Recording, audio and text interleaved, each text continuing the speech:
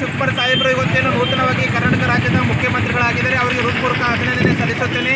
ಹಾಗೂ ನಮ್ಮ ಬೀದರ್ ಜಿಲ್ಲೆಯ ಈಶ್ವರ್ ಖಂಡ್ರೆ ಸಾಹೇಬರು ಇವತ್ತೇನು ಮಾಲ್ಕಿ ತಾಲೂಕಿನ 4ನೇ ಸರಿ ಶಾಸಕರಾಗಿ 2 ಸರಿ ಬೀದರ್ ಜಿಲ್ಲೆಯ ಸಚಿವರಾಗಿ ಹಾಗೂ ನಮ್ಮ ಬೀದರ್ ಜಿಲ್ಲೆಯ ಸಾವಿರಾರು ಕೋಟಿ ರೂಪಾಯಿಯ ಒಂದು ಅಭಿವೃದ್ಧಿಯ ಹರಿಕಾರರು, ಇವತ್ತು ಯುವಕರ ಕಣ್ಮಣಿ, ಇವತ್ತು ಈಶ್ವರ್ ಖಂಡ್ರೆ ಸಾಹೇಬರು ಇವತ್ತೇನು ಡಿ.ಕೆ. ಶಿವಕುಮಾರ್ ಅವರ ಮಂತ್ರಿಮಂಡಲದಲ್ಲಿ ಏನು ನೂತನವಾಗಿ ಸಚಿವರಾಗಿದ್ದಾರೆ. ಅವರಿಗೆ ಹೃತ್ಪೂರ್ವಕ ಅಭಿನಂದನೆ ಸಲ್ಲಿಸುತ್ತೇನೆ.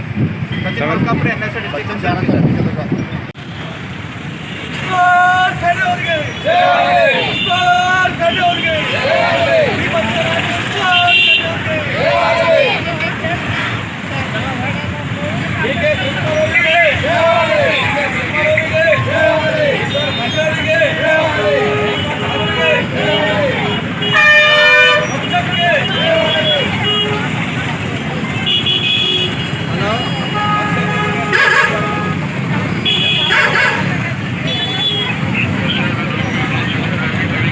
ಶಿವಕುಮಾರ್ ನಾಯಕರು ಭಾಳ ಕಷ್ಟಪಟ್ಟಿನ್ಕ ಇವತ್ತೇನಾದರೂ ಸುಖ ಸಿಕ್ಕದವರಿಗೆ ಆ ದುಡ್ದೇನು ನಾಯಕರಿಗೆ ಏನದಂದ್ರೆ ಇವತ್ತು ಮುಖ್ಯಮಂತ್ರಿ ಸ್ಥಾನದಲ್ಲಿ ನಾವು ನೋಡತ್ತಿದ್ದೆವು.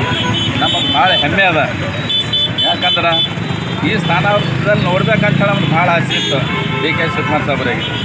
ಆ ಸ್ಥಾನದಲ್ಲಿ ಬಂದು ನಿಂತಾರ.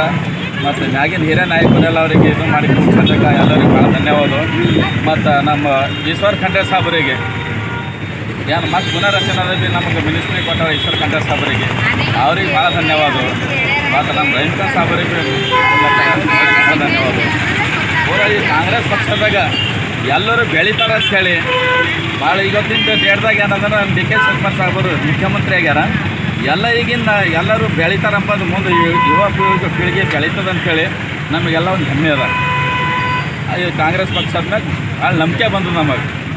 ಕಾಂಗ್ರೆಸ್ ಪಕ್ಷಕ್ಕೆ ಡಿ.ಕೆ. ಶಿವಕುಮಾರ್ ಅವರಿಗೆ, ಡಿ.ಕೆ. ಶಿವಕುಮಾರ್ ಅವರಿಗೆ, ಖಂಡ್ರೆ ಸಾಹೇಬರಿಗೆ, ಖಂಡ್ರೆ ಸಾಹೇಬರಿಗೆ, ರಹಿಮ್ಖಾನ್ ಸಾಹೇಬರಿಗೆ, ಕಾಂಗ್ರೆಸ್ ಪಕ್ಷಕ್ಕೆ.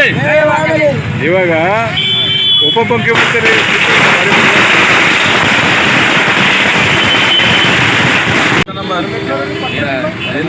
ಜಿ ಪರಮೇಶ್ವರ್ ಅವ್ರಿಗೆ ಕೊಟ್ಟಾರ. ಅದು ಭೀ ನಾವು ಭಾಳ ಹೆಮ್ಮೆ ಮಾತದ.